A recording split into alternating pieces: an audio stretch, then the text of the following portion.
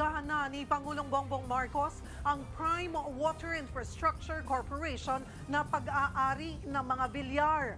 Umani ng kaliwatan ng reklamo ang kumpanya dahil sa umano'y hindi magandang serbisyo at mataas na singil sa kanilang mga customer. Hindi raw ito palalampasin ng administrasyon.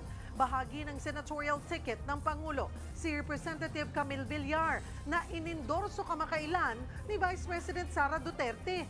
Natanong din na ang palasyo kung may kumpiyansa pa ba si Pangulong Bongbong Marcos kay Villar.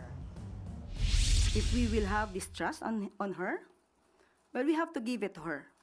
But he should prove that she could perform as a leader. With this issue regarding Prime Waters, if there's a need for them to resolve the issues raised by the consumers, I think we should immediately make an immediate action on that.